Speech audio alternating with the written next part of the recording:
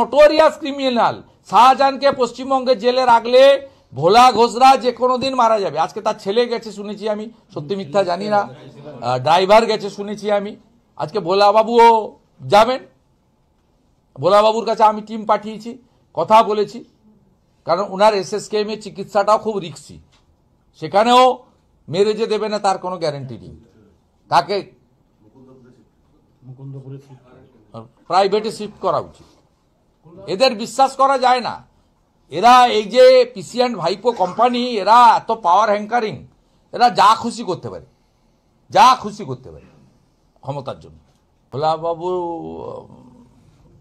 মানে আমি ওনার political identity যদি বলি, উনি তৃণমূলের সাথেই আছেন, মানে সক্রিয় না হলেও সমর্থক। কিন্তু ভোলা এটা শাহজাহান করিয়েছে, এই জন্য এই মামলা পশ্চিমবঙ্গের বাইরে নিয়ে যাওয়া উচিত। শাহজাহানকে বসিরহাট জেলে রাখলেও তো ফোন ইউজ করে, provided by the Mamata Banerjee.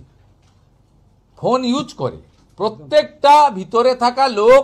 জীবন সাহা জেলের ভিতর থেকে ফোন করে বলছে যে 50,000 টাকা দিয়ে যান, আমি তো অ্যাকাউন্ট নম্বর দিয়েছি, টাকা ট্রান্সফার 15,50,000 50,000 ইমিডিয়েট, তার সংসার চলছিল না, দিয়ে যান। তো জীবন ইডি কাস্টডি জেসি থেকে ফোন করছে। তা আমরা তো অনেক আগেই বলেছি যে এখানকার জেলের ভিতরে থেকে তৃণমূলের নেতারা ফোন ইউজ করে, যেদিন যেটা খেতে চায় সেদিন খায়। অন্য কয়েদিদের সূর্যাস্তের আগে ডিনার নিতে হয়, এরা রাত্রিবেলা 9টা 10টা 11টা যখন পারে ডিনার নেয়।